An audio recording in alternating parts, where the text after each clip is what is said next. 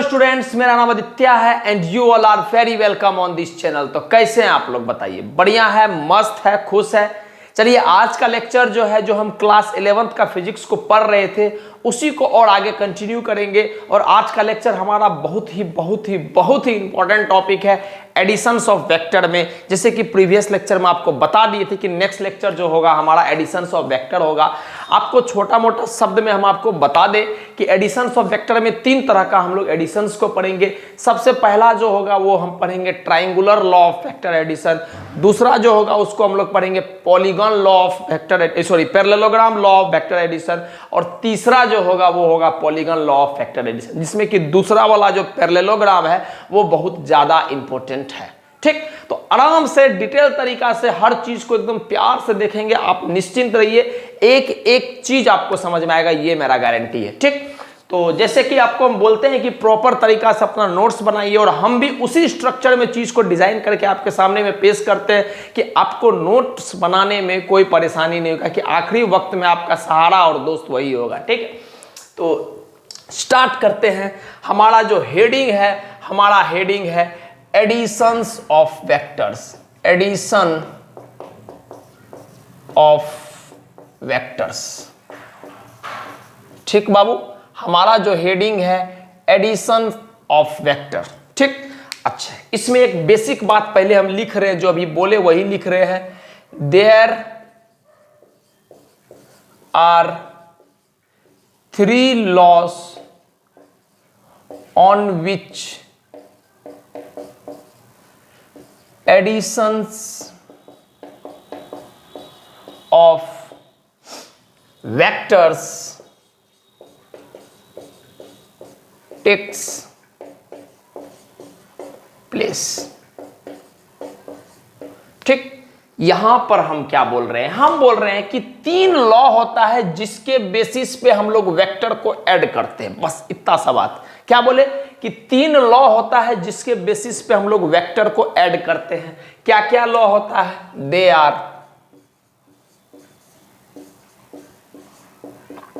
किसी किसी बुक में आप देखिएगा 3 रूल बोलेगा, तो रूल बोले या लॉ बोले कोई इसमें दिमाग नहीं लगाना, बस आपको समझना है। चाहे ट्रायंगुलर लॉ बोले कहीं या ट्रायंगुलर रूल बोले, कोई फर्क नहीं होगा। ठीक, तो दे आर, सबसे पहला triangular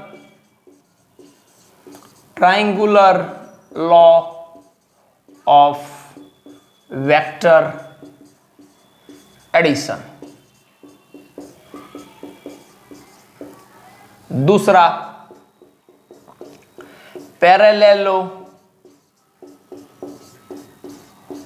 parallelogram law of vector addition. और तीसरा polygon law of vector addition. ठीक है, समझ में आ रहा है बात? तो क्या बोले, सबसे पहला triangular law of vector addition, दूसरा parallelogram law of vector addition, और तीसरा polygon law of vector addition. ठीक, नाम से ही पता चल रहा होगा सर ट्रायंगुलर बोल रहा है, तो कहीं ना कहीं ट्रायंगुलर टाइप का कोई चीज दिख रहा होगा। समझेंगे, देखेंगे क्या है। पैरेललोग्राम बोल रहा होगा तो कहीं ना कहीं पैरेललोग्राम टाइप का कुछ चीज एग्जिस्ट कर रहा होगा। और पॉलीगॉन तो आप जानते हैं कि हर तरह का फिगर जो बाउंडेड होता है उसको पॉलीगॉन हम लोग बोल देते हैं। ठीक, मिनिमम 3 साइडेड फिगर होना ही चाहिए। जैसे ट्रायंगुलर हो गया, वो भी एक तरह का polygon law of vector addition को फॉलो करेगा। तो यहां तक बात समझ में आ गया। तो इस बात को आप नोट डाउन कर लीजिए, और हम लोग एक एक करके तीनों का पोस्टमार्टम करते हैं। और सबसे पहला जो चीज होगा वो triangular law of vector addition होगा, वो हमारा पहला टॉपिक होगा। तो आई होप कि आप नोट डाउन कर लिए होंगे। हम इसको मिटा रहे हैं। ठीक, डस्टर मैं इसको मिटा रहा हूं और अपना पहला heading triangular law of vector addition को शुरू कर रहा हूं। ठीक, चलिए।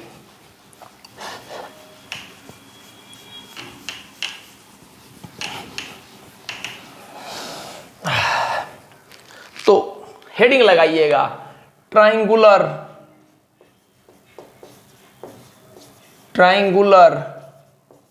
Law of vector addition, triangular law of vector addition. एकदम डिटेल तरीका से समझेंगे चीज को, क्या है, कैसे है, क्यों है ना, आराम से समझेंगे आप, एकदम निश्चिंत होकर समझिए। सबसे पहले एक बेसिक थ्योरी लिखते हैं, उसके बेसिस पे समझेंगे, समझिएगा। Suppose we have AB as the first vector with B as its head and A as its tail। ठीक, again we have BC as the second vector। Head और टेल तो आप समझते हैं ना, वेक्टर का हेड और टेल आपको हम पहले भी बता चुके हैं डिटेल तरीका से, अच्छा से। ठीक, BC as the second vector with C as its head and B as its tail। ठीक, then the AC vector with C as its head and A as its tail will represent the resultant vector। This resultant vector, आप थोड़ा सा sir बस patience रखिए, लिख रहे हैं ये चुटकी मुड़ जाएगा, क्या लिख रहे हैं, नहीं चुटकी मुड़ जाएगा ये गारंटी, लेकिन लिख रहे हैं तो थोड़ा सा तो लिखने में समय लगेगा, है ही ना। This resultant is also called as sum of two vectors and this rule of addition is known as triangular rule of addition। triangular rule of addition। चलिए समझते हैं आराम से हम क्या बोल रहे हैं। ठीक, हम बोले क्या कि, ध्यान दीजिएगा, हम बोले क्या कि मेरे पास AB एक फर्स्ट वेक्टर है। ठीक, AB एक फर्स्ट वेक्टर है। ठीक, AB एक फर्स्ट वेक्टर है जिसमें B उसका हेड है और A उसका टेल है। हम बनाते हैं डायग्राम, देखिएगा यहां पर ये एक वेक्टर बनाए, हम इसको बोले AB वेक्टर जिसमें A उसका टेल है बाबू और B उसका हेड है। आई होप यहां तक का पॉइंट आपको क्लियर हुआ होगा। हम बोले क्या कि सपोज मान लो, ऐसा आप मान लो कि मेरे पास एक वेक्टर है। कौन सा वेक्टर बाबू? AB, जिसमें AB मेरा फर्स्ट वेक्टर है, इसका नाम दे रहे हैं first vector. First vector clear है, AB। ठीक, जिसमें हम बोल रहे हैं कि B जो है हेड है, B मेरा हेड है और जो मेरा A है वो टेल है। बस खत्म बात। अगेन फिर से हम बोल रहे हैं कि BC जो है मेरे पास सेकेंड वेक्टर है, BC। तो लाइक दैट कुछ इस तरह से बनाओ, BC ये बी, ये वाला देखो पॉइंट बी और ये वाला सी। तो ये क्या है मेरा बाबू, ये है हमारा सेकेंड वेक्टर। क्लियर है? हम क्या बोले, again we have BC as the second vector with C as its tail, C as its head, C उसका हेड है and B as its tail, और B जो है उसका टेल है। बस इतना सा बात। देन दी AC वेक्टर, तब जो आपको AC वेक्टर मिलेगा, ध्यान दीजिएगा, AC वेक्टर यहां से लेकर यहां तक गए हम, तब जो आपको AC वेक्टर मिलेगा, AC vector will with C as its tail, C as its head, तब C जो है उसका हेड है, ये देखो ये उसका हेड है C, and A as its tail, A को देख लो बाबू, ये पूंछ पे है, टेल है, तब इसको जो हम बोलेंगे it will represent the resultant vector. तो ये जो वेक्टर होगा ये हमारा रिजल्टेंट वेक्टर होगा। आई होप कि आपको बात समझ में आ रहा होगा। हम बोले क्या, समझिएगा, ए बी फर्स्ट वेक्टर मान लिए, ठीक, जिसमें ए उसका टेल है और बी उसका हेड है। फिर बी सी सेकेंड वेक्टर मान लिए, जिसमें कि सी उसका हेड है और बी उसका टेल है, ठीक। तो हम बोले कि हमको जो रिजल्टेंट वेक्टर मिलेगा ना, वो एसी वेक्टर मिल जाएगा, जिसमें कि सी उसका हेड होगा, एसी वेक्टर में सी उसका हेड होगा और ए उसका टेल होगा। तो उसको हम लोग बोलते हैं रिजल्टेंट वेक्टर। और इस रिजल्टेंट वेक्टर को हम लोग ये भी बोलते हैं क्या, कि sum of two vector. For example resultant vector को हम मान लिए आर वेक्टर मान लिए। क्लियर है? अगर हम रिजल्टेंट वेक्टर को आर वेक्टर मान लिए सिंपली, तब हम बोलेंगे क्या, कि रिजल्टेंट वेक्टर को सम ऑफ टू वेक्टर। और इस तरह का जो रूल ऑफ एडिशन होता है, इस तरह का जो एडिशन होता है, इसको हम लोग बोलते हैं ट्रायंगुलर रूल ऑफ एडिशन। कहने का तात्पर्य बस इतना सा है कि जो रिजल्टेंट वेक्टर होता है, कहने का मतलब एसी वेक्टर जो होता है वो बराबर होता है किसके, ए बी वेक्टर प्लस का बी सी वेक्टर। इतना सा बात है ट्रायंगुलर रूल ऑफ एडिशन। और चूंकि ये फिगर ट्रायंगल टाइप का बनता है, इस वजह से हम लोग इसको ट्रायंगुलर रूल ऑफ एडिशन बोलते हैं। जैसे कि एक एग्जांपल आपको बताए थे कि सर इलेक्ट्रिक करंट को आप याद कीजिए, इलेक्ट्रिक करंट में मैग्नीट्यूड भी होता है, डायरेक्शन भी होता है, लेकिन ये ट्रायंगुलर रूल ऑफ एडिशन को फॉलो नहीं करता। आपको बताए भी थे लेक्चर में कि क्यों नहीं करता है, काहे नहीं करता है। तो जब वो ट्रायंगुलर रूल ऑफ एडिशन को फॉलो नहीं करता है, तो हम उसको इस वजह से वेक्टर कैटेगरी में नहीं रखते हैं। किसको? इलेक्ट्रिक करंट को। तो आई होप यहां तक बात समझ में आया। हम सिंपली कुछ नहीं बोले, अब हम आपको यहां बता रहे, जैसे हम बोले अपने मन से, मान लो एक फर्स्ट वेक्टर है मेरे पास, हे लो ये अपना फर्स्ट वेक्टर है, ठीक। चलो हम बोल रहे हैं क्या, अपने मन से मान लो ये हमारा, अच्छा फर्स्ट वेक्टर ये हो गया, फर्स्ट वेक्टर ये हो गया। चलो अब अपने मन से मान लो कि ये हमारा सेकेंड वेक्टर है, ये हमारा सेकेंड वेक्टर है। तो रिजल्टेंट वेक्टर क्या होगा, जो बोल रहे हैं समझना। रिजल्टेंट वेक्टर क्या होगा, सर फर्स्ट वेक्टर का टेल से सेकेंड वेक्टर का हेड को जोड़ दो, यही हमारा रिजल्टेंट वेक्टर होगा। हम क्या बोले, एक अपने पास फर्स्ट वेक्टर है, दूसरा सेकेंड वेक्टर है, तो रिजल्टेंट वेक्टर क्या होगा, फर्स्ट वेक्टर का टेल से सेकेंड वेक्टर का हेड को जोड़ दो। और अलग तरीका से समझते हैं, समझिएगा बात को। ये अगर मेरा फर्स्ट वेक्टर है, ठीक, आई होप कि दिख तो रहा है आपको, हाँ ठीक ठीक ठीक, ये हमारा फर्स्ट वेक्टर है, ठीक। और मान लेते हैं ये हमारा सेकेंड वेक्टर है, ये हमारा सेकेंड वेक्टर है। तो रिजल्टेंट वेक्टर क्या होगा, सिंपल जो स्टेटमेंट बोल रहे हो उसको ध्यान में रखना।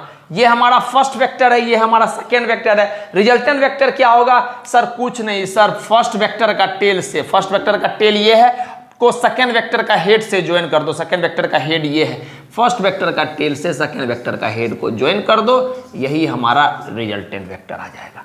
नहीं समझ में आया? और एक करते हैं, समझिएगा बात को।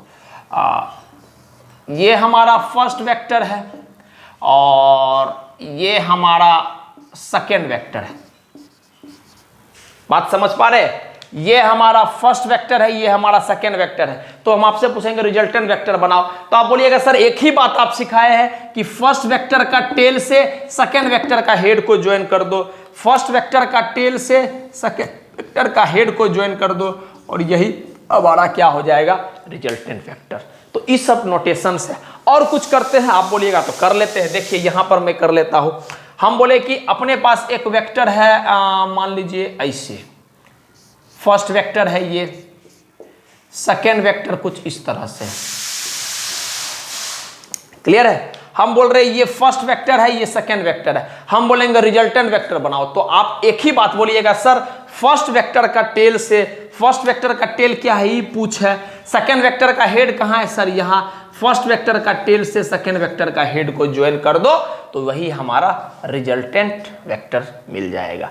तो हम क्या बोलेंगे, रिजल्टेंट वेक्टर के लिए फर्स्ट वेक्टर का हेड से, सॉरी फर्स्ट वेक्टर का टेल से सेकेंड वेक्टर का हेड को ज्वाइन कर दो, वही हमारा रिजल्टेंट वेक्टर मिल जाएगा।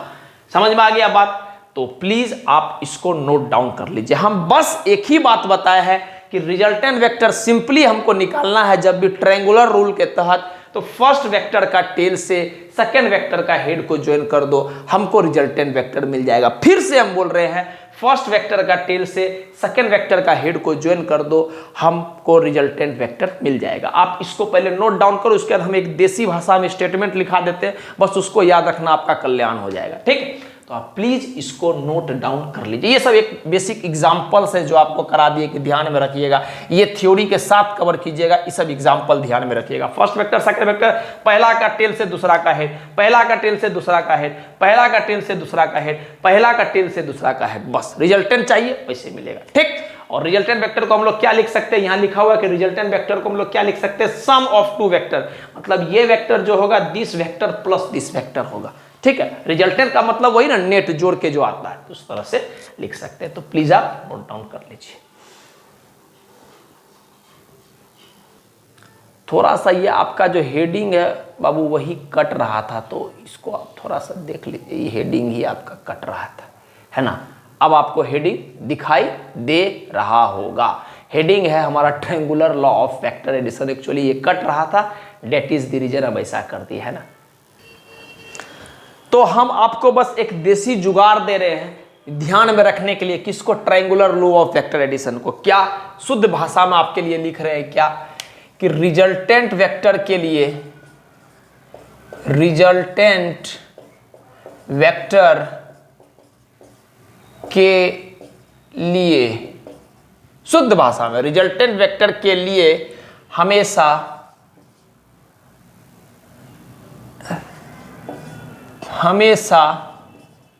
फर्स्ट वेक्टर का टेल को सेकेंड वेक्टर का हेड से ज्वाइन कर दो। समझते हैं क्या बोले, हम बोले फर्स्ट वेक्टर सेकेंड वेक्टर बना लेते हैं। चलिए, ये अपना फर्स्ट वेक्टर हो गया, ठीक, ये भाई साहब अपना सेकेंड वेक्टर हो गया। ठीक, बढ़िया।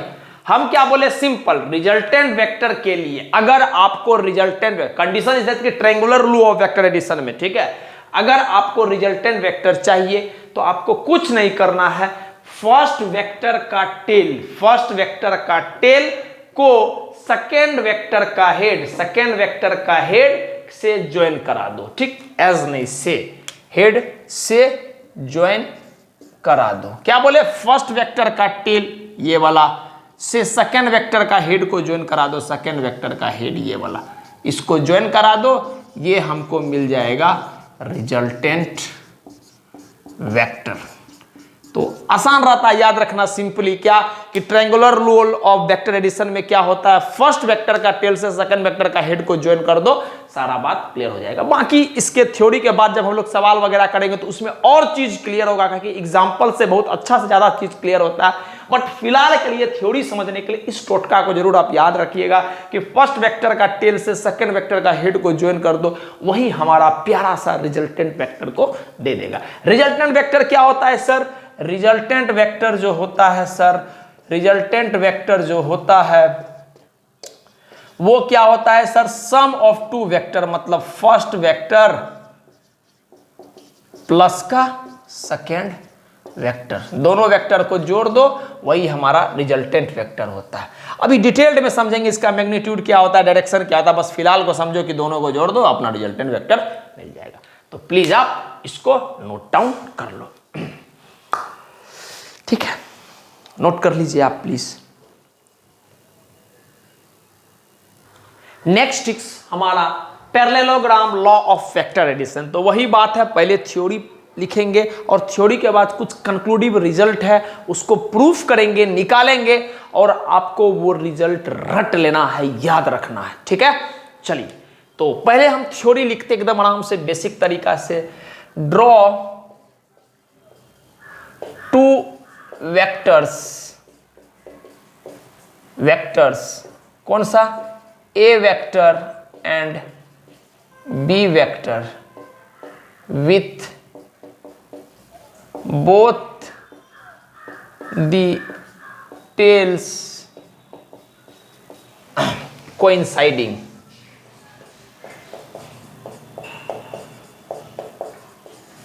ठीक, हम बोले दो वेक्टर आपको बनाना है, ए वेक्टर और बी वेक्टर, और दोनों वेक्टर का टेल कोइंसाइड करना चाहिए, मतलब मिलना चाहिए, ठीक है। कोइंसाइड मतलब मिलना चाहिए, ठीक। जैसे मान लेते हैं ये दो वेक्टर है, ये वाला टेल है और ये वाला टेल है, तो ये दोनों टेल ऐसे मिलना चाहिए, या ये दोनों टेल ऐसे मिलना चाहिए, या ये दोनों टेल ऐसे मिलना चाहिए, टेल कोइंसाइड करना चाहिए, ये मुद्दा है, ठीक। अच्छा, रूल है, इसमें हम कुछ नहीं कर सकते, रूल है तो रूल है।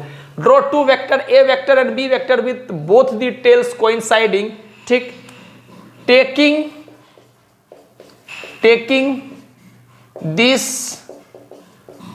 To vectors as the adjacent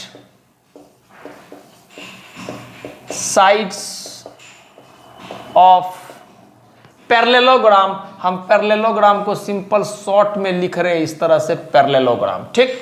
taking this two vectors at the adjacent side of parallelogram, short में लिख रहे हैं पैरेललोग्राम, ठीक। Draw a parallelogram,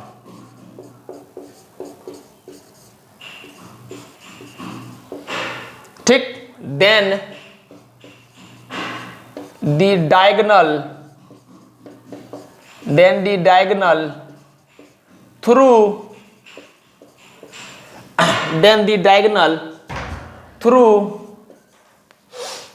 common tails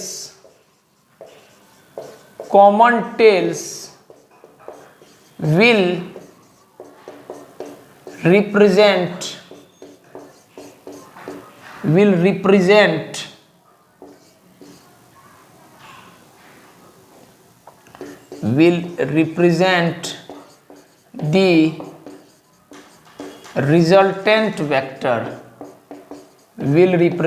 the resultant vector or sum of two vectors, ठीक। अच्छा, this rule of addition is called parallelogram rule of vector addition, parallelogram rule of vector addition। ये था theory का बात। अब समझते हैं, है बहुत बच्चा वाला चीज, ठीक है ना, वो थ्योरी है, थोड़ा लिखना पड़ता है ना, इस वजह से। देखिए हम बोले दो वेक्टर बनाओ, समझिएगा एकदम एक एक बात को समझिएगा हम क्या कर रहे हैं। दो वेक्टर बनाओ, ए वेक्टर और बी वेक्टर दोनों का टेल्स कोइंसाइड करना चाहिए, ये लाइन को फोकस कीजिएगा, टेल्स कोइंसाइडिंग, दोनों का टेल्स कोइंसाइड करना चाहिए। देखिए हम बनाते हैं, एक वेक्टर हम बनाए ये वाला, ये है हमारा ए वेक्टर, ठीक। और दूसरा वेक्टर हमको ऐसे बनाना पड़ेगा बाबू, ऐसे। क्यों? काहे कि सवाल वाला बोल रहा है कि दो वेक्टर आप बनाओ, ए वेक्टर और बी वेक्टर बना लिए, ए वेक्टर और बी वेक्टर, और दोनों का टेल्स, दोनों का जो पूंछ है वो कोइंसाइड करना चाहिए, मिलना चाहिए, मिला दिए, बढ़िया। Taking this two vector as the adjacent side of parallelogram. थोड़ा सा बात आपको पैरेललोग्राम के बारे में बता देते हैं, जितना आपको जानकारी होना चाहिए कि सर पैरेललोग्राम, वैसे 19 में तो पढ़े ही होंगे, बस किसी भी वजह से आप हो सकता है ना पढ़े हो, ठीक है। तो आपको बता देते हैं कि पैरेललोग्राम सिंपली ऐसा फिगर होता है, क्वाड्रिलेटरल फिगर होता है, 4 साइडेड फिगर होता है, जिसका अपोजिट साइड्स, ध्यान से सुनिएगा, जिसका अपोजिट साइड्स पैरेलल और इक्वल होता है, जिसका अपोजिट साइड्स पैरेलल और इक्वल होता है। तो हमको बोल रहा है इस दोनों को एडजेसेंट साइड, जस्ट इसके बगल वाला साइड मान के एक पैरेललोग्राम बना दो, बना देते हैं। हम बोलेंगे उतना दिमाग काहे लगाना है, आप इसको पैरेलल शिफ्ट मारो ना। देखो अगर आप इसको पैरेलल शिफ्ट मारोगे तो कहीं कुछ इस तरह से ये आ जाएगा, इसको ऐसे उठा के आप पैरेलल शिफ्ट मारोगे तो ये आ जाएगा, इसको उठा के पैरेलल शिफ्ट मारोगे तो ये कुछ इस तरह से आ जाएगा। और आपको हम रटा चुके हैं, पढ़ा चुके हैं, दिल में उतार चुके हैं कि सर पैरेलल शिफ्ट में वेक्टर नहीं बदलता है, तो वापस से ये भी हमारा ए वेक्टर हो जाएगा और वापस से ये भी हमारा बी वेक्टर हो जाएगा। इतना सा बात आपको समझ में आया होगा। हम क्या बोले, इसको डैश डैश कर देते हैं कि आपको ध्यान में रहे कि हम शिफ्ट किए हैं, है ना, ध्यान में रहे कि थोड़ा थोड़ा अलग अलग, ऐसा नहीं कि सवाले वाला दिया हुआ था। क्या बोला, draw 2 vectors, A vectors and B vector, दोनों का टेल्स को कोइंसाइड कर लो, कोइंसाइड होना चाहिए, उस दोनों को एडजेसेंट साइड पैरेललोग्राम मान के उठा के शिफ्ट कर लो और एक पैरेललोग्राम बना दो। बिल्कुल सर, ये और ये पैरेलल है और बराबर है, ये और ये पैरेलल है और बराबर है। और हम आपको भी तुरंत बताए कि पैरेललोग्राम्स का मतलब कि ऐसा क्वाड्रिलेटरल जिसका अपोजिट साइड्स पैरेलल हो और बराबर हो, यही चीज है, ठीक। उसके बाद क्या बोल रहा है, adjacent sides of A vector draw a parallelogram, खत्म। देन दी डायगोनल, ध्यान दीजिएगा, तब जो डायगोनल आपको मिलेगा, डायगोनल आपको पता है कि 2 गो डायगोनल होता है, एगो ये डायगोनल होगा, एगो ये डायगोनल होगा, ध्यान से सुनिएगा, एगो ये डायगोनल होगा, एगो ये डायगोनल होगा। कौन सा डायगोनल मेरा आंसर होगा उस पर ध्यान दीजिएगा।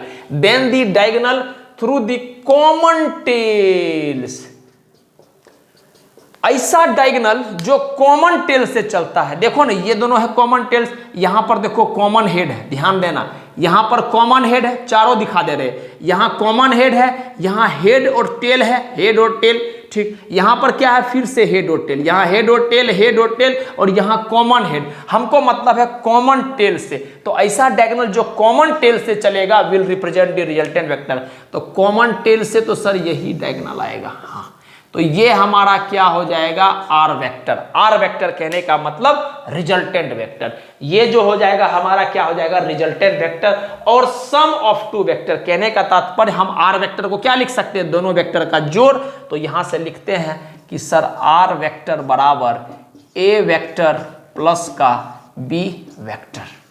आई होप कि आपको बात समझ में आया होगा, ए वेक्टर प्लस बी वेक्टर। और आपको पता है कि इस तरह का जो एडिशन होता है इसी को हम लोग parallelogram law of vector addition बोलते हैं। फिर से एक बार हम बता देते हैं, 2 वेक्टर बनाना है, ये बताते हैं यहां पर अलग तरह से डायग्राम बना के।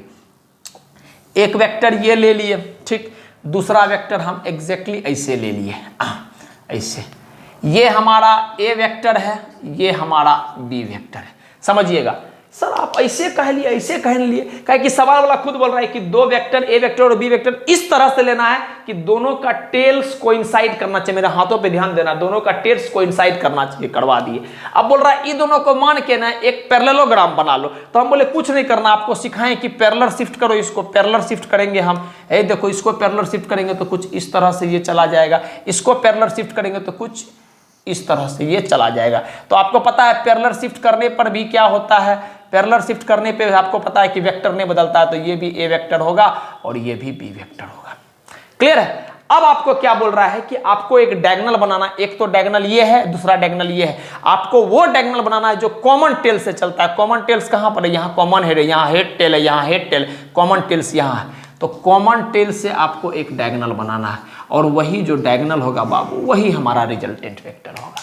आर मतलब रिजल्टेंट, ऊपर वेक्टर मार दिए, मतलब बता रहा है कि ये जो आएगा, ऑब्वियस सी बात है, 2 वेक्टर को जोड़ोगे तो आंसर वेक्टर ही आएगा, तो ये हमारा रिजल्टेंट वेक्टर आएगा। हम उम्मीद करते हैं कि आपको चीज 100% समझ में आया होगा। लेकिन हम आपको बोल रहे हैं कि चलो वो तो ठीक है, ये रूल बोल रहा है, रूल वाला बोल रहा है तो मान लेते हैं उसके बाद। लेकिन अगर हम आपको एक कुछ दिखाना चाहते हैं, आप प्लीज थोड़ा सा मेरे साथ पेशेंस रख के देखिएगा। अगर हम इस दोनों को ढक भी दें, मतलब ये ऊपर वाला और ये बी वाला को ढक दे, ठीक है, इसे हम ढक देते हैं। मेरे पास कुछ एक मिनट इससे मान लीजिए हम ढक दिए, तो आप बोलोगे सर ये तो ए वेक्टर है, ये तो बी वेक्टर है। अभी आप सिखाए कि पहला वेक्टर और दूसरा वेक्टर जब हो तो पहला का टेल से दूसरा का हेड, ध्यान देना, पहला का टेल से दूसरा का हेड जो ज्वाइन करता है वही तो हमारा रिजल्टेंट वेक्टर होता है, ट्रायंगुलर रूल ऑफ एडिशन लग गया यहां भी। चलिए अब इस दोनों को भूल जाओ, अगर ये पहला वेक्टर है ये दूसरा वेक्टर है तो हम क्या बोलेंगे कि पहला का टेल से दूसरा का हेड वो हमारा रिजल्टेंट वेक्टर रहता है। तो दोनों केस में जो है बाबू, दोनों केस में ट्रायंगुलर रूल भी लगाओगे तो बाय डिफॉल्ट हम पढ़ लोगे पैरेललोग्राम लो को, ठीक है। अगर नहीं समझ में आए बात कोई देने वाली बात नहीं, ये सारा बात समझ में आना चाहिए, क्लियर। तो प्लीज आप नोट डाउन कर लीजिए।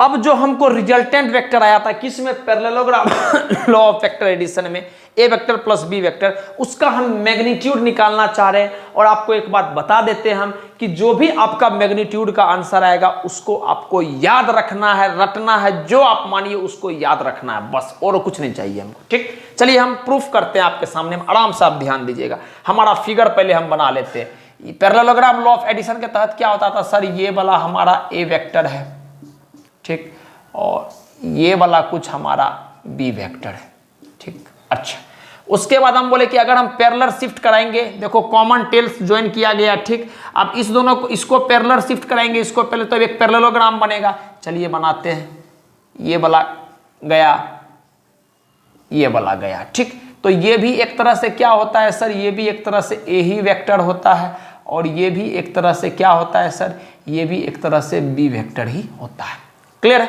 अच्छा, तो ये हमारा A B C, A B जो भी है ये हमारा पैरेललोग्राम बन गया। नाम दे देते हैं इसका ए बी सी डी, ये एक पैरेललोग्राम बन गया। क्यों, कहे कि सर अपोजिट साइड्स पैरेलल है और इक्वल है, अपोजिट साइड्स पैरेलल है और इक्वल है, ठीक। रिजल्टेंट वेक्टर क्या होता है सर, कॉमन टेल से, सब कुछ देखो नोट्स में लिखा हुआ है, कॉमन टेल से जो डायगोनल निकलेगा। चलिए निकाल देते हैं डायगोनल को, कॉमन टेल्स यहां से जो निकला ये हमारा क्या है सर, ये हमारा रिजल्टेंट वेक्टर है, ठीक। हमको इसका मैग्नीट्यूड पता करना है। फिलहाल के लिए बस हमको इतना पता है कि सर आर वेक्टर बराबर ए वेक्टर प्लस बी वेक्टर लिख सकते हैं। रिजल्टेंट वेक्टर का सिंपल सा मतलब यही है कि सम ऑफ टू वेक्टर लिख सकते हैं, लेकिन हमको पता करना है कि आर वेक्टर का मैग्नीट्यूड कितना है, ये डैश बार मैग्नीट्यूड कितना, वो पता करना करेंगे, आराम से डिटेल तरीका से पता करेंगे। अभी समझते हैं फिलहाल। अब छोटा मोटा कंस्ट्रक्शन कर रहे हैं हम। क्या कंस्ट्रक्शन, ये कि एक यहां से हम एक परपेंडिकुलर गिराए और इसको थोड़ा सा एक्सटेंड कर दिए, है ना। यहां से एक परपेंडिकुलर गिरा इस लाइन पे और इसको थोड़ा सा हम एक्सटेंड कर दिए। जस्ट फॉर एग्जांपल इस पॉइंट का नाम ई बोल दिए, क्लियर है। अच्छा, अब हम मान लेते हैं कि ए वेक्टर और बी वेक्टर के बीच में कुछ तो एंगल रहा होगा। जस्ट फॉर एग्जांपल इस दोनों के बीच में एंगल थीटा रहा है, ठीक। हम क्या बोल रहे हैं, ए वेक्टर और बी वेक्टर के बीच में एंगल थीटा है, ठीक। रिजल्टेंट के बीच में नहीं, ए वेक्टर और बी वेक्टर के बीच में एंगल थीटा है। तो आपको बताओ, अगर ये पैरेलल साइड है और ये पैरेलल है, दोनों अगर पैरेलल और इसको अगर हम ट्रांसवर्सल मान लेंगे तो ये एंगल बराबर ये एंगल होगा, मतलब ये एंगल बराबर ये एंगल होगा। बिल्कुल सर, काहे सर, कोरस्पॉन्डिंग एंगल। तो अगर ये थीटा तो ये भी थीटा हो जाएगा। इतना बात आपको समझ में आ रहा होगा।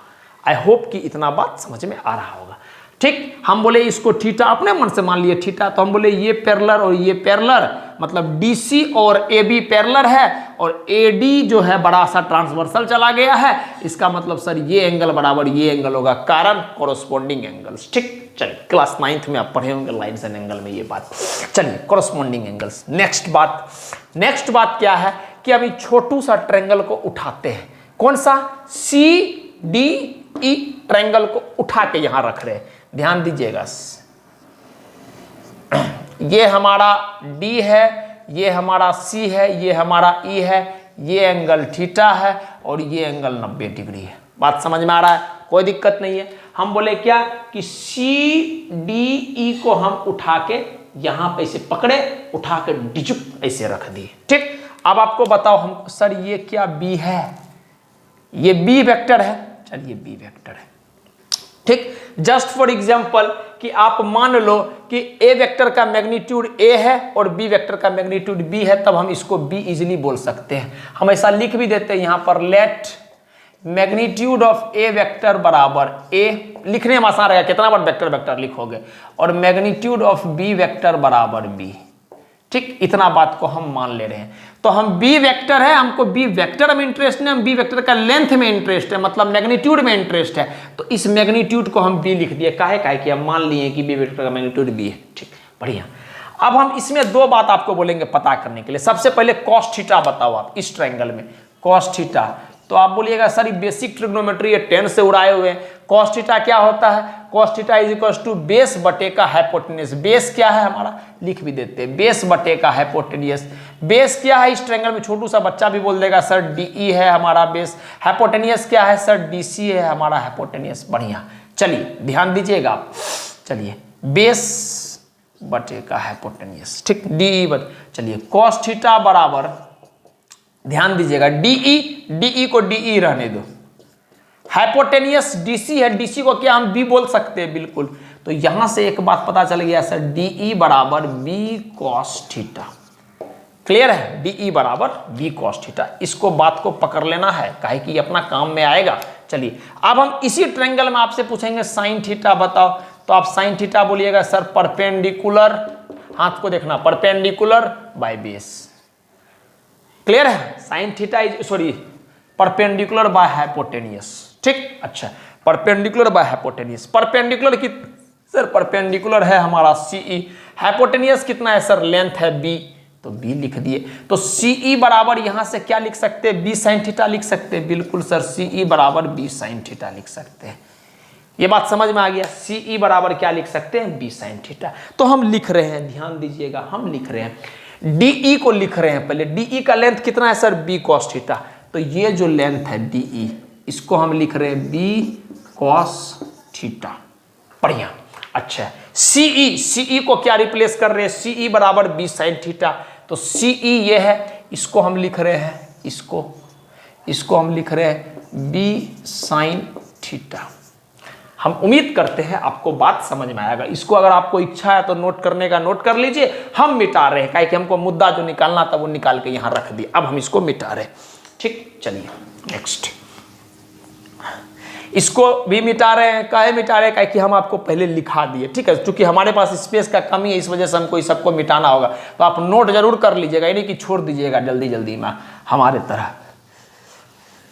अच्छा, आगे अब समझिएगा बात। हमको मुद्दा है इसका मैग्नीट्यूड निकालना, आर वेक्टर का, है ना।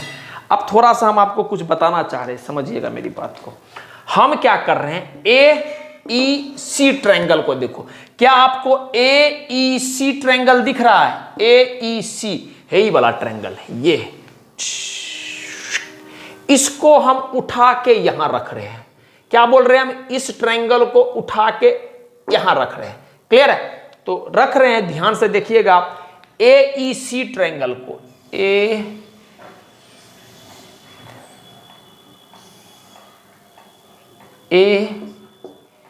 ई सी ट्रायंगल को हम उठा के रख रहे हैं। ये कितना है? कितना है बोलिए? 90 डिग्री है। ए ई सी ट्रायंगल को देखो ना, यहां से आपके लिए एरो मारने रहे। हम क्या किए, ई वाला ट्रायंगल, ए ई सी ट्रायंगल को उठा लिए। ठीक, बढ़िया। तो ए ई का पहले हम आपसे, अच्छा सीई का पहले हम आपसे बात करेंगे। तो आप सीई बोल दीजिएगा सर। सीई क्या है? सीई है मेरा बी साइन थीटा। देखो ना, सीई मेरा क्या है? B sine theta. तो बिना कुछ सोचे समझे लिख दो, सीई बराबर बी साइन थीटा। ठीक, अब आता है ए ई का बात। तो ए ई कितना है सर? ए ई ये पूरा लेंथ है, ये वाला लेंथ पूरा है, ये वाला लेंथ पूरा है। तो ये वाला लेंथ मतलब ये लेंथ प्लस ये लेंथ। तो ए का मैग्नीट्यूड क्या है? बोलो बोलो, ए का मैग्नीट्यूड क्या है सर? ए का मैग्नीट्यूड ए है। और ये वाला लेंथ ये है क्या? B cos theta. तो दोनों को जोड़ोगे तभी तो ए ई आएगा। समझ पा रहे बात को मेरा? ए ई क्या है? दिस, यहां से यहां तक प्लस यहां से यहां तक पूरा ए ई है। तो यहां से यहां तक क्या है? ए। मैग्नीट्यूड क्या है ए वेक्टर का? ए। तो ए से डी तक ए। अच्छा, डी से ई क्या है? B cos theta. पूरा ले रहे हैं तो ये और ये जोड़ेंगे तो ए प्लस बी कॉस थीटा। तो सिंपली हम ए ई को लिख रहे हैं, यहां से ध्यान दीजिएगा, ए प्लस बी कॉस थीटा। ठीक, अच्छा, एसी को अभी आर ही रहने दो। रिजल्टेंट वेक्टर का मैग्नीट्यूड को अभी हम आर मान रहे हैं, रहने दो आर ही वेक्टर, कोई दिक्कत नहीं। यहां तक बात समझ में आ गया? चलिए आगे बढ़ते हैं।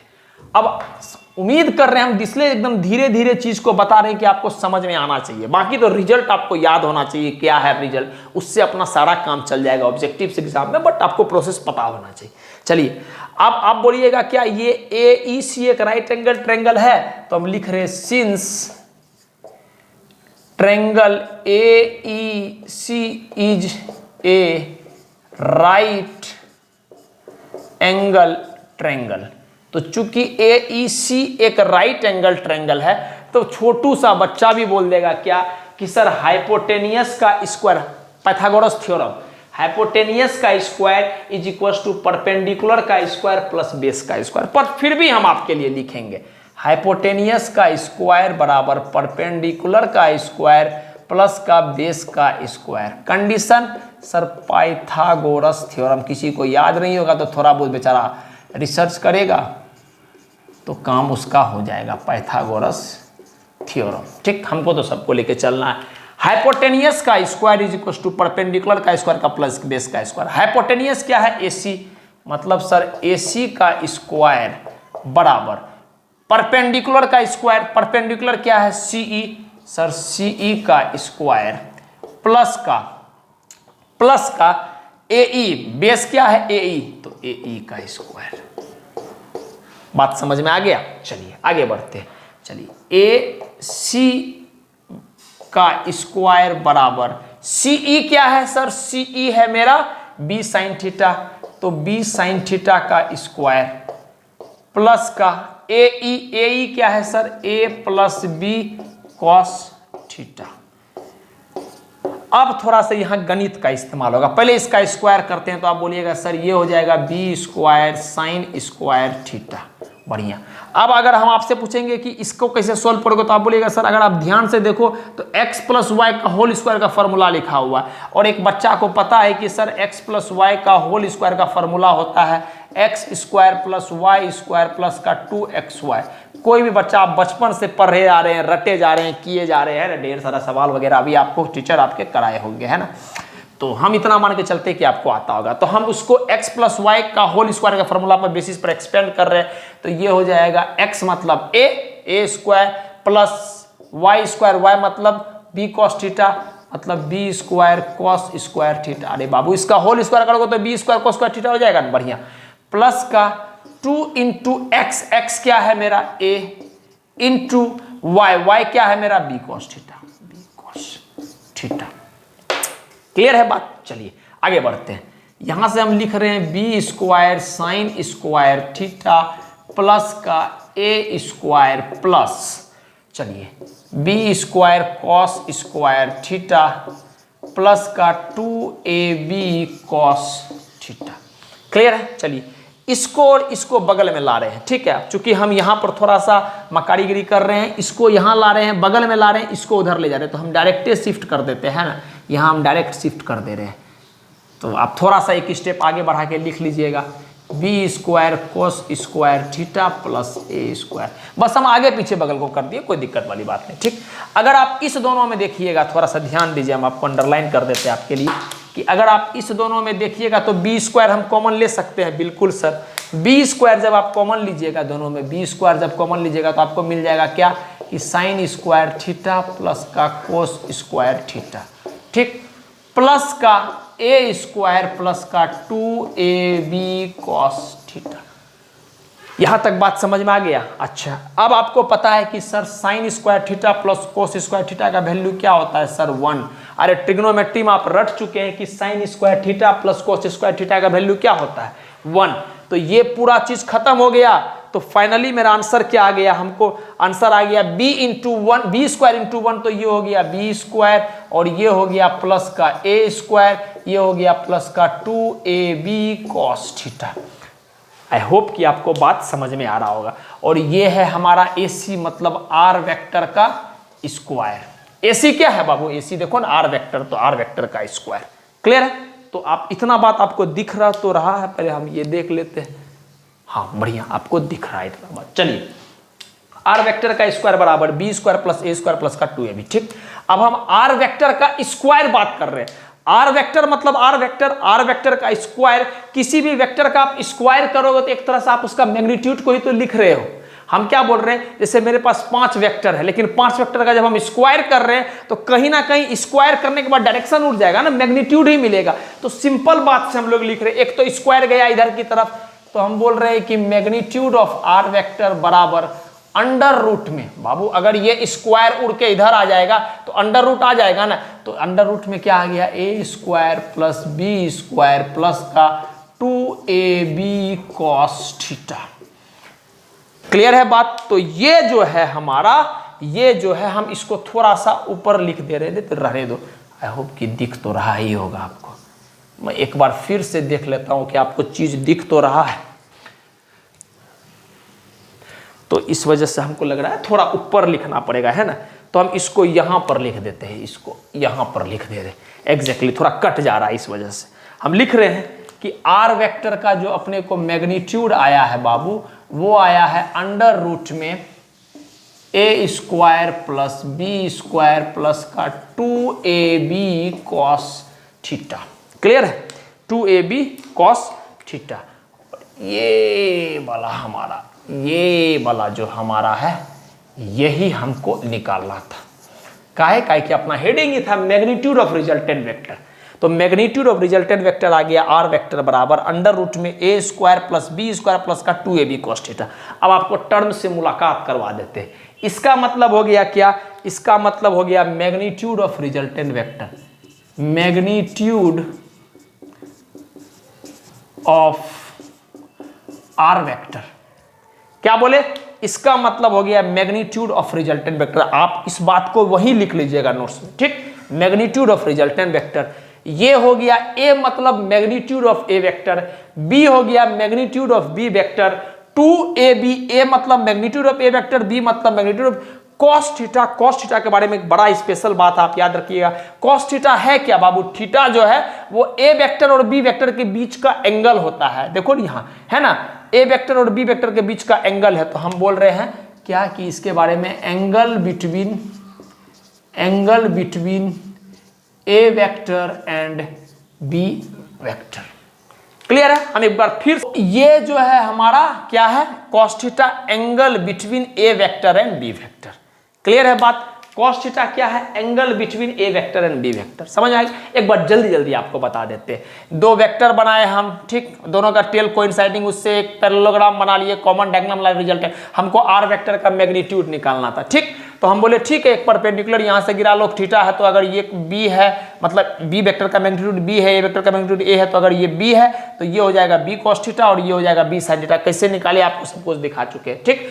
अब हम क्या बोले, बरकू वाला ट्रायंगल को पकड़ लो, ए सी ई ट्रायंगल को पकड़ के उठा के इसे रख दिए। तो हम बोले ए ई क्या है sir, A D plus D मतलब ए मतलब मैग्नीट्यूड ऑफ ए, ठीक, plus B cos theta, A plus B cos theta, ये आ गया। अच्छा ये कितना है सर, ये है बी साइन थीटा। चलिए ये है आर वेक्टर। तो हम बोले राइट एंगल ट्रायंगल बन रहा है, तो हाइपोटेनियस का square is equal to perpendicular का स्क्वायर प्लस बेस का स्क्वायर, मतलब बी साइन थीटा का स्क्वायर प्लस का A plus B cos theta का स्क्वायर होल स्क्वायर, ठीक। बी साइन थीटा का स्क्वायर मतलब B square plus sine square theta, A plus B का कॉस थीटा का होल स्क्वायर मतलब ए स्क्वायर प्लस का B square cos square theta plus का 2ab cos theta, मतलब x plus y का whole square वाला formula को इस्तेमाल करती है बस, ठीक। तो अगर इस दोनों को थोड़ा सा देखिएगा तो बी स्क्वायर दोनों में से कॉमन ले सकते हैं और sign square theta plus cos square theta क्या हो जाता है, 1 हो जाता है। तो यहां से आ गया बी स्क्वायर और बच गया ए स्क्वायर प्लस का 2ab कॉस थीटा। तो मैग्नीट्यूड जो आपको आ गया, चूंकि आर स्क्वायर है तो स्क्वायरिंग करेंगे वेक्टर का तो बाय डिफॉल्ट मैग्नीट्यूड आएगा, तो इसको हम लोग मैग्नीट्यूड बोल दिए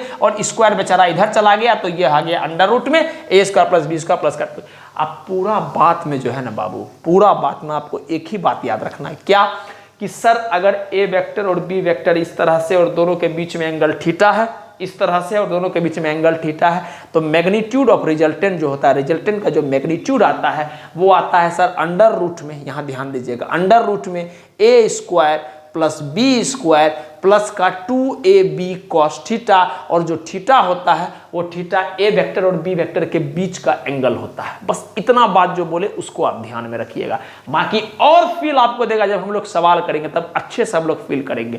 पहले इस बात को नोट कर लीजिए, उसके बाद रिजल्टेंट ऑफ वेक्टर पे कुछ मोटा मोटा बात करेंगे, जो स्पेशल बात है जो आपको याद ही रखना, ठीक। प्लीज आप इसको नोट डाउन कर ले। तो हम लोग क्या निकाले समझते हैं। हम लोग लिखे सर रिजल्टेंट वेक्टर का जो मैग्नीट्यूड होता है ना सर, अब आपको भी रटा गया होगा सर कि ये होता है A square plus B square plus का 2ab cos थीटा। ठीक है, 2ab cos थीटा, ये हमारा रिजल्टेंट वेक्टर का मैग्नीट्यूड होता है। बस इतना बात आपको ध्यान में रखना है। ए क्या होता है sir, magnitude of A vector. B क्या होता है sir, magnitude of B vector.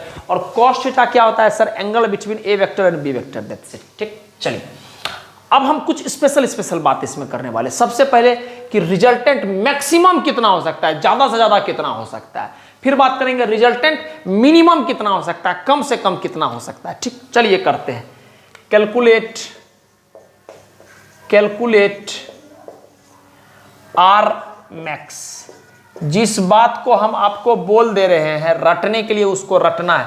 R max मतलब मैक्सिमम रिजल्टेंट, शॉर्ट में हम लिख रहे हैं maximum resultant. Calculate R max. ठीक, चलिए करते हैं। ठीक, अब थोड़ा सा इसमें फिजिक्स के तहत नहीं, आप मैथ के तहत ट्रिगो को फील करो थोड़ा सा। अब बताओ, अगर हम चाहते हैं ये ज्यादा से ज्यादा हो तो हम ए और बी का तो कुछ नहीं कर सकते, क्योंकि ए और बी एक कांस्टेंट नंबर है। अगर ए 5 हो गया तो हम अपने मने 5 को 6 नहीं बना सकते। क्यों? अगर हम अपने मने 5 को 6 बनाएंगे तो एक तरह से बाबू सवाल ना बदल गया, सवाल को बदलने का हक हमें नहीं है। ठीक, इस वजह से ए और बी चूंकि कांस्टेंट है तो हम इसका कुछ नहीं कर सकते। ए और बी चूंकि कांस्टेंट है तो उसका कुछ नहीं कर सकते। लेकिन ए और बी अगर इस तरह से है, मान लेते हैं ये ए है ये बी है तो हम अगर थीटा को कुछ बदलेंगे तो पक्का है कि सर रिजल्टेंट बदलेगा। ठीक, तो हम लोग सिंपली आपको बोल रहे हैं कि आर को मैक्सिमम करने के लिए कॉस थीटा को मैक्सिमम कर दो। क्या हम बोल रहे हैं कि कॉस थीटा को हमको मैक्सिमम करना पड़ेगा। शॉर्ट में हम लिख रहे हैं कॉस थीटा को हमको मैक्सिमम करना पड़ेगा। और कॉस थीटा मैक्सिमम कब होता है बाबू? कॉस थीटा मैक्सिमम होता है 1 पे। अरे कॉस थीटा का मिनिमम वैल्यू और मैक्सिमम वैल्यू आपको रटा होना चाहिए। कॉस थीटा का मिनिमम वैल्यू -1 और मैक्सिमम वैल्यू 1। ठीक, खत्म बात। हम बोले कि अगर आर को मैक्सिमम करना है तो ए और बी तो कांस्टेंट नंबर है, उसका कुछ नंबर एक कांस्टेंट को आप बदल घटा नहीं सकते।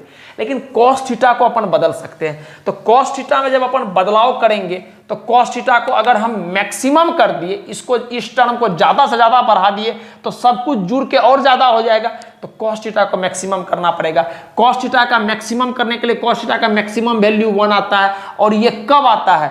जब, ध्यान देना, ये कब आता है 1? आपको पता है कि सर कॉस थीटा का वैल्यू 1 कब आता है? जब थीटा का वैल्यू 0 डिग्री होता है। बस खत्म बात। क्लियर है बात? हम बोले कि सर cos थीटा को अगर आप मतलब रिजल्टेंट को अगर आप मैक्सिमम करना चाहते हैं तो आपको cos थीटा को मैक्सिमम करना पड़ेगा। क्यों? कहे कि सर ए बी कांस्टेंट है, उस सबका कुछ कर नहीं सकते हैं, बचा cos थीटा भाई साहब। तो cos थीटा भाई साहब को मैक्सिमम होना पड़ेगा। cos थीटा बोला ठीक है मैक्सिमम हो जाएगा, कोई दिक्कत नहीं, हमको 1 बना दो तुम। हम बोले बढ़िया बात है, तुमको मैक्सिमम बनाना है, तुमको 1 बना दिए हम। 1 तब बनाएंगे, हमको पता है कि सर 1 जब होता है जब cos थीटा का वैल्यू थीटा 0 डिग्री होता है, तब जाके cos थीटा 1 होता है। तो ये बात आ गया।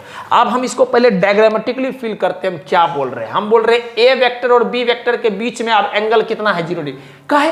अरे सर थीटा ही तो ए वेक्टर और बी वेक्टर के बीच का एंगल होता है। तो ए वेक्टर और बी वेक्टर के बीच में एंगल कितना है? 0 डिग्री। तो बनाते हैं डायग्राम को, समझिएगा। ये हमारा मान लेते हैं अगर ए वेक्टर है तो ये हमारा मान लेते हैं बी वेक्टर है। क्लियर है? ये हमारा ए वेक्टर है और ये हमारा बी वेक्टर है। क्लियर है? ये ए वेक्टर ये वेक्टर, और दोनों के बीच में आप आराम से फील करके देखो ना, दोनों एक ऐसे है, एक ऐसे गया हुआ है, दूसरा ऐसे गया, तो दोनों के बीच में एंगल कितना है सर? 0 एकदम। देखो ना इस के मिल रहा है, दोनों 0 डिग्री एंगल है। ठीक, 0 डिग्री। तो रिजल्टेंट जो होगा आर मैक्स जो होगा वो होगा क्या? पहला ही सिखाए हैं कि सर पहला वाला का टेल से, पहला वेक्टर ये है, दूसरा वेक्टर ये है, पहला वाला का टेल से दूसरा वाला का हेड को ज्वाइन कर दो, वो रिजल्टेंट वेक्टर होगा। चूंकि हम इस पे नहीं बना रहे, हम ऊपर बना रहे हैं, तो रिजल्टेंट वेक्टर क्या होगा सर? ये होगा हमारा आर वेक्टर। और आर वेक्टर का जो अपना मैग्नीट्यूड होगा सर यहाँ पर, वो हो जाएगा a + b। देख के भी लग रहा होगा आपको, देखो ना क्या बोले। आर वेक्टर कैसे होता है सर? पहला वाला का टेल से, ट्रायंगुलर रूल को याद करो, पहला वाला 2 गो वेक्टर है ना, तो ट्रायंगुलर रूल को इस्तेमाल कर लिए रहे हैं यहाँ पर। बात तो वही, आंसर तो वही देना है सबको। तो पहला वाला का टेल से दूसरा वाला का हेड को ज्वाइन कर दो, यही हमारा रिजल्टेंट वेक्टर दे देता है। और आपको पता है कि ये पूरा आर किसके बराबर होगा, इतना दूर ए इतना दूर बी, तो दोनों को जोड़िएगा तो ये आर मिल जाएगा। क्लियर है, तो ये बात खत्म हो गया। नेक्स्ट पॉइंट अब हम चलो डायग्रामेटिकली फिल नहीं करते, हम ऐसे फिल करते हैं क्या होगा आर का वैल्यू। ठीक, तो ये जो सर आर मैक्स है ना बाबू, ये आर वेक्टर नहीं, ये हमारा जो मैक्सिमम मैग्नीट्यूड आ जाएगा वो आ जाएगा ए प्लस बी। ये था डायग्रामेटिकली बात, वरना थ्योरेटिकली बात क्या है कि सर आर मैक्स जो होगा उसके लिए हमको करना पड़ेगा क्या कि सर ए स्क्वायर और बी स्क्वायर को तो वैसे ही रहने दो, प्लस का 2ab cos 0 डिग्री का है, काहे कि मैक्सिमम करना चाहते हैं कॉस थीटा के लिए, थीटा को 0 डिग्री होना पड़ेगा तभी ना कॉस थीटा 1 होगा। तो यहां से आ गया कि सर अंडर रूट में ए स्क्वायर प्लस का बी स्क्वायर प्लस का 2ab। क्लियर है, क्यों सर कॉस थीटा बराबर 0, थीटा 0 डिग्री है तो कॉस थीटा जब 0 होता है तो कॉस क्या हो जाएगा, कॉस में जो भी एंगल आएगा वो 1 हो जाएगा। तो ये यहाँ पर इंटू 1 हो गया तो उसको नहीं लिख रहे। अब थोड़ा सा फील कीजिए तो इसको A square plus B square plus का 2ab, कहीं आप देखें, हाँ सर 9, 10, 8 सब में देख चुके हैं क्या कि sir A square plus B square plus का 2ab का फॉर्मूला क्या होता है, ए प्लस बी का होल स्क्वायर। तो हम इसको लिख रहे हैं, ध्यान दीजिएगा, तो हम इसको लिख रहे हैं अंडर रूट में ए प्लस बी का होल स्क्वायर। क्लियर है, हम क्या लिख रहे हैं, अंडर रूट में A square plus B square plus का 2ab को अंडर रूट में ए प्लस बी का होल स्क्वायर। तो अंडर रूट से 2 कट गया ना बाबू, दिमाग में लगाना, अरे बाबू अंडर रूट के अंदर में 2 का स्क्वायर है तो चला गया वो चीज। तो आर मैक्स का वैल्यू क्या आ गया, आर मैक्स का वैल्यू आ गया ए प्लस बी।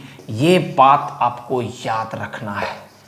कैसे याद रखना है समझिएगा, दोनों तरीका से बता दिए, डायग्रामेटिकली भी बता दिए ए प्लस बी आ रहा है, ठीक, और मैथमेटिकल फॉर्म से भी बता दिए कि ए प्लस बी आ रहा है, डायग्रामेटिकली भी फील करा दिए, इस तरह से भी फील करा दिए। ठीक, हम क्या बोले, सिंपल सर रिजल्टेंट का मैग्नीट्यूड मैक्सिमम करना है, कॉस थीटा को 1 बना दो, काहे कि कॉस थीटा का वैल्यू क्या होता है, मैक्सिमम 1 होता है। और ये कब होगा, जब थीटा बराबर 0 डिग्री होगा। तो थीटा बराबर 0 डिग्री किए तो 2ab cos 0 डिग्री, तो ये हो जाएगा अंडर रूट में A square plus B square plus का 2ab cos 0 का वैल्यू 1 मतलब 2ab। तो A square plus B square plus का 2ab का वैल्यू क्या होता है, ए प्लस बी का होल स्क्वायर। तो यहां से आर मैक्स का वैल्यू आ गया ए प्लस बी, खत्म।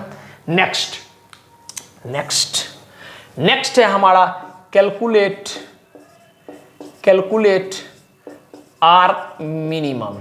ठीक, मिनिमम वैल्यू ऑफ रिजल्टेंट। आपको याद रखना है बाबू कि सर रिजल्टेंट का maximum value A plus B हो रहा है जब ए कोई एक वेक्टर है और बी कोई एक वेक्टर है और उसका मैग्नीट्यूड ए और बी है। तो मिनिमम निकालते हैं, फिर से करते हैं, समझिएगा बात को। चलिए, अब हमको पता है कि सर रिजल्टेंट को मिनिमम करना है तो ए बी का तो कुछ कर नहीं सकते, काम यहां करेंगे। तो ई वाला टर्म को हम चाहेंगे कि कम से कम कर दे। कम से कम कब होगा, जब cos थीटा कम से कम होगा। तो हम लिख रहे हैं cos थीटा को मिनिमम करो बाबू, cos थीटा को मिनिमम करो, शॉर्ट में हम लिखते हैं मिनिमम करो। ये कब होता है cos थीटा मिनिमम, छोटा सा बच्चा भी बोल देगा कि सर cos थीटा मिनिमम, हम ट्रिग्नोमेट्री भी पढ़ाएं आपको बेसिक लेक्चर में कि cos थीटा मिनिमम कब होता है, -1 पे होता है। और cos थीटा -1 कब होता है, जब थीटा का वैल्यू 180 डिग्री होता है। क्लियर है बात, cos थीटा को मिनिमम कर दो, मिनिमम -1 होता है, और -1 कब होता है, जब थीटा का वैल्यू 180 डिग्री होता है। ठीक, इतना सा बात है। तो फिल करते हैं, जैसे डायग्रामेटिकली फिल किए, फिर से फिल करते हैं मिनिमम वैल्यू क्या आएगा। चलिए, हमारा ये वेक्टर मान लिए ये ए वेक्टर, ठीक, और दूसरा वेक्टर क्या है, मान लिए बी वेक्टर। आप सर ऐसे काहे बना दिए आप, अरे बाबू ये जो थीटा होता है, आपको 100 बार बोल चुके हैं कि ये थीटा जो होता है वो ए वेक्टर और बी वेक्टर के बीच का एंगल होता है। ठीक, और जब दोनों के बीच में एंगल 180 डिग्री है तो एगो आदमी ऐसे चलेगा तो दूसरा को ऐसे चलना पड़ेगा ना, एक ऐसे चलेगा तो दूसरा ऐसे चलेगा, तब ना 180 आएगा। तब देखो जुड़ के, ऐसे अगर इसके साथे में चलेगा, देखो इसके साथे में चलेगा तो 0 डिग्री, तो एक अगर ऐसे चलेगा तो दूसरा को ऐसे चलना ही पड़ेगा, तब क्या हो जाएगा, एंगल 180 डिग्री। तो इस दोनों के बीच में एंगल 180 डिग्री हो गया। ठीक, अब रिजल्टेंट वेक्टर की बात करते हैं। रिजल्टेंट वेक्टर क्या बोलता है, पहला वाला का टेल से ध्यान देखना, ये पहला वेक्टर है, ये दूसरा वेक्टर है, दोनों के बीच में एंगल 180 डिग्री है। ठीक, पहला वाला का टेल से दूसरा वाला का हेड तक ज्वाइन करो। ये देखो, पहला वाला का टेल से दूसरा वाला का हेड। पहला हम बनाएंगे इसी में, लेकिन आपको डायग्राम खराब हो जाएगा, इस वजह से हम बाहर बना रहे हैं कि पहला वाला का टेल से, हाथ को देखना मेरा, पहला वाला का टेल से दूसरा वाला का हेड तक पहुंचो, ये हमारा रिजल्टेंट वेक्टर आ गया। ठीक, रिजल्टेंट वेक्टर आ गया। ठीक, बढ़िया बात है। अब हम आपसे पूछेंगे कि ये तो मिनिमम केस आएगा ना बाबू, आर मिनिमम आएगा। बढ़िया सर, आर मिनिमम आएगा। तो आर मिनिमम यहां से क्या आ रहा है, तो आप बोलिएगा सर 1 मिनट सर, आर निकालना है तो हम बोलेंगे a प्लस बी में जो है ना आप b को घटा दो। ऐसे नहीं, ऐसे नहीं, हम क्या बोल रहे हैं कि आप ऐसा करो कि इस पूरा में a, ये जो ऐसे करो, इसको थोड़ा सा डायग्राम को हम चेंज कर देते हैं जिससे कि ध्यान रहे आपको। इस डायग्राम को ऐसे ना बना के ऐसे बनाओ तब अच्छा से फील आएगा आपको। a हमारा a वेक्टर है और ये हमारा b वेक्टर है। अब फील आ रहा होगा क्या, अब फील आ रहा होगा क्या कि सर रिजल्टेंट वेक्टर जो होता है पहला वाला का टेल से दूसरा वाला का हेड, ये वाला। ठीक है, हम बोल दिए अरे बाबू एक ऐसे चल रहा है दूसरा ऐसे, दोनों एंटी डायरेक्शन में है तो अभी ऐसी बात है कि 180 डिग्री एंगल होगा। ठीक, तो ये पहला ए वेक्टर, और बड़ा या छोटा है किसी को करना पड़ेगा तो हम ए को बड़ा मान लिए, बी को छोटा मान लिए। ठीक, बढ़िया। तो ये जो लेंथ है, ये लेंथ क्या होगा, पूरा ए में से इतना दूर बी को घटा दो। रिजल्टेंट क्या है, पहला वाला का टेल से दूसरा वाला का हेड, पहला वाला का टेल से दूसरा वाला का हेड। इसको यहां बना लो तो ज्यादा बढ़िया फील हो जाएगा। पहला वाला का टेल से दूसरा वाला का हेड, ये हमारा रिजल्टेंट वेक्टर आ गया। ठीक, ये तो आर वेक्टर का मैग्नीट्यूड क्या होगा सर, यहां से यहां तक में सिर्फ बी को घटा दो, पूरा में बी को घटा दो, आंसर आ जाएगा। तो आर वेक्टर का मैग्नीट्यूड क्या हो जाएगा, a माइनस का b। समझ में आ गया। और यही है हमारा मिनिमम वैल्यू। क्यों, काहे कि अभी a वेक्टर और b वेक्टर के बीच में एंगल थीटा 180 डिग्री है। अब हम इसको मैथमेटिकल फॉर्म से समझते हैं, समझिएगा बात को। आर मिनिमम हमको निकालना है। आर मिनिमम निकालना है मतलब मैग्नीट्यूड क्या होता है, अंडर रूट में a square plus b square plus का 2ab कॉस। कॉस को क्या करना पड़ेगा मिनिमम के लिए, 180 डिग्री। चलो कॉस 180 डिग्री, बढ़िया। चलिए आगे बढ़ते हैं। ये बराबर ये हो जाएगा a square plus b square plus का 2ab कॉस 180 डिग्री मतलब -1। अरे कॉस 180 डिग्री मतलब कॉस थीटा -1 हो गया। तो हम इसको लिख सकते हैं अंडर रूट में a square plus b square minus times में माइनस का 2ab। क्लियर है। अब आप बच्चा बताओ कि सर a स्क्वायर प्लस का b स्क्वायर माइनस का 2ab किसका फॉर्मूला होता है, सर a माइनस b का होल स्क्वायर का फॉर्मूला होता है। तो हम इसको लिख सकते हैं अंडर रूट में a माइनस b का होल स्क्वायर, इसी को तो बोलते हैं a square plus b square minus का 2ab। तो फिर से स्क्वायर से अंडर रूट चला गया, अरे बाबू अंडर रूट में 2 गो है तो खत्म हो गया, वो कॉमन निकल जाएगा। तो फिर से आ गया वही बात कि सर आर मिनिमम बराबर a माइनस का b। ये हमारा आंसर हो गया। ठीक, अब इसको बताने के पीछे का लॉजिक क्या है, हमको क्या मुद्दा निकालना। हम तो इतना काम कर रहे हैं कि हमको आपको पूरा फील करके बताना है, लेकिन आपको क्या ध्यान में रखना वो भी हम आपको बता रहे हैं। एक तो रिजल्टेंट वेक्टर याद ही होना चाहिए कि रिजल्टेंट वेक्टर का मैग्नीट्यूड को ऐसे लिखते हैं। ठीक, उसके बाद रिजल्टेंट वेक्टर मैक्सिमम कब होगा, जब a प्लस बी, मतलब अगर मैक्सिमम चाहिए तो दोनों वेक्टर का मैग्नीट्यूड को जोड़ दो, मिनिमम चाहिए तो बड़ा वाला वेक्टर का मैग्नीट्यूड से छोटा वाला का वेक्टर का मैग्नीट्यूड को घटा दो। इस वजह से हम यहाँ पर जो है ना मॉड लगा रहे हैं, इन्हें कि आप छोटका में से बड़का को घटा दीजिएगा तब निगेटिव में आ जाएगा ना मिनिमम। तो मिनिमम को हमको रिजल्टेंट निगेटिव में आना ही नहीं है वेक्टर का। ठीक है, तो इस वजह से हम मोड लगा देते हैं a माइनस का b। तो इस पूरा बात से हम आपको क्या फील कराना चाह रहे हैं, ये बात हम बोल रहे हैं कि जो मेरा रिजल्टेंट वेक्टर होगा, जो भी मेरा r वेक्टर होगा, वो कम से कम इतना जा सकता है, मिनिमम कम से कम इतना जा सकता है और ज्यादा से ज्यादा इतना जा सकता है। क्लियर है बात। हम क्या बोल रहे हैं, जो अपना रिजल्टेंट वेक्टर होगा वो मिनिमम इतना जा सकता है, मैक्सिमम इतना जा सकता है। तो आप इसको नोट कीजिए, फिर उसके बाद एक बात लिखाएंगे, वही आपको याद रखना है। तो प्लीज आप इसको पहले नोट डाउन कर लें। तो आई होप कि आप नोट डाउन कर लिए होंगे। हम मिटा रहे हैं, ठीक है, मिटा रहे हैं। और हम क्या सीखे इस पूरा बात से, बस हम उसको लिख के इस लेक्चर को खत्म करेंगे। काहे कि मेरे समझ से लेक्चर हम उतना लेंदी नहीं करना चाहते, लेकिन क्या करोगे, समझाने में भावनाओं में बहने की वजह से थोड़ा सा लेक्चर बड़ा हो जाता है। इसके लिए हमें माफ़ कीजिएगा सर, अगर हो सके आपसे तो है ना हम माफ़ी देने लायक है ना आप माफ़ी देने लायक हो, तो क्या करें, इंसान है तो हो ही जाता है कभी कभी, है ना।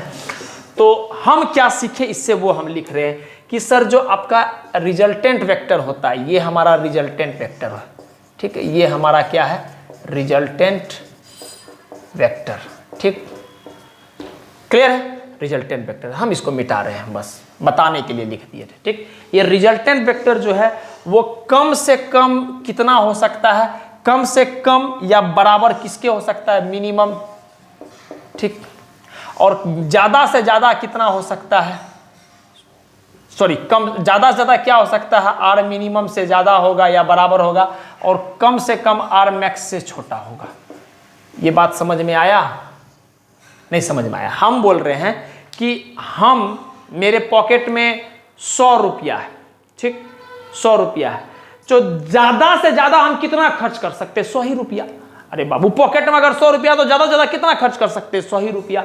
ये मेरा मैक्सिमम वैल्यू हो गया कि हम ज्यादा से ज्यादा 100 पहुंच सकते हैं, उससे ज्यादा नहीं, ठीक, काहे कि 100 ही रुपया है पॉकेट में, ठीक। और कम से कम का बात करते हैं तो मिनिमम से मिनिमम कितना खर्च कर सकते हैं, 0 रुपया, काहे, खर्चे नहीं करेंगे, 0 रुपया। तो इसका मतलब मेरा जो कंडीशनलिटी है खर्च करने का, वो ज्यादा से ज्यादा और कम से कम के बीच में लाई कर रहा है। तो वही बात बोल रहे हैं कि रिजल्टेंट वेक्टर जो होता है वो कम से कम कितना हो सकता है, मिनिमम, अपना मिनिमम लेवल पे पहुंच सकता है, कम से कम, ठीक, या यही बात बोल रहे हैं कि मिनिमम लेवल से बड़ा या उसके बराबर, और ज्यादा से ज्यादा क्या हो सकता है, अपना मैक्सिमम लेवल पे पहुंच सकता है, उससे कम या उसके बराबर। तो हम इस बात को बस ऐसे लिख रहे हैं कि आर जो होता है रिजल्टेंट वेक्टर का जो मैग्नीट्यूड होता है, ठीक, वो कम से कम ए, अगर दो वेक्टर ए बी का बात किया जाए तो कम से कम आर मैक्स मतलब ए प्लस बी हो सकता है, और ज्यादा से ज्यादा सॉरी ए प्लस बी हो सकता है, और कम से कम क्या हो सकता है, मैग्नीट्यूड में है, मतलब मॉड में। बस ये मुद्दा ये बताना चाह रहा है कि सर आपको बड़ा वाला में से छोटा वाला को घटाना, और कुछ नहीं इसका मतलब है, ठीक है। चलिए ये वाला बात, तो इस चीज को आपको रट लेना है, याद कर लेना है, क्लियर है कि सर रिजल्टेंट वेक्टर ज्यादा से ज्यादा ए प्लस बी हो सकता है, कम से कम ए माइनस बी हो सकता है। हम इस बात को फिर से इस बात पे डिटेल तरीका से आएंगे जब हम सवाल करेंगे। हर चीज को जब हम सवाल से करेंगे, आप देखोगे एक बेहतर से बेहतर लेवल का सवाल को करेंगे, और वहां पर फिर से इस सब बात को याद दिलाएंगे। उसके लिए आप निश्चिंत हो जाए, बट आप इसको एक जैसे प्रॉपर तरीका से आपको नोट्स में बना रहे हैं, आप उसको बनाते चले, इसका बड़ा आपको फ्रूटफुल यूज मिलेगा, ठीक। 2 बात बच गया है। पहला बात कि एक स्पेशल केस और बच गया है जब थीटा 90 डिग्री होता है, ठीक, वो बताएंगे नहीं, वो आपको पता है कि अंडर रूट में इसका प्लस बी इसका प्लस का 2ab cos थीटा को 90 बनाना है, तो cos थीटा को 90 बनाएंगे तो cos थीटा 0 हो जाएगा, तो वो हो जाएगा आर का वैल्यू क्या हो जाएगा, अंडर रूट में ए स्क्वायर प्लस का बी स्क्वायर, वो होता है। हमको 2 बात मेनली बचा हुआ है बताना। क्या? एक बात बचा हुआ है कि sir direction of resultant vector 2 बात पढ़ना था, एक मैग्नीट्यूड और डायरेक्शन। मैग्नीट्यूड को पूरा डिटेल तरीका से पढ़ चुके हैं, डायरेक्शन ऑफ रिजल्टेंट वेक्टर बचा हुआ, और लास्ट वाला पॉलीगन लॉ बचा हुआ, वो आपको नेक्स्ट लेक्चर में मिल जाएगा, और वो ज्यादा बड़ा नहीं होगा, कोशिश करेंगे छोटा लेक्चर में ही समाप्त कर दिया जाए, ठीक। तो फिलहाल के लिए हम यही बोलेंगे, जैसा हमेशा बोलते हैं, कोई भी हाल हो, कोई भी परिस्थिति हो, मस्त रहिए, मुस्कुराते रहिए, और कोशिश कीजिए कम से कम वक्त निकाल के अपने बारे में अच्छा सोचिए, ठीक। फिलहाल के लिए शुक्रिया, आप प्लीज इसको नोट डाउन कर लीजिएगा कि रिजल्टेंट ज्यादा से ज्यादा इतना हो सकता है, कम से कम इतना हो सकता है, बस इसका यूज करेंगे आगे।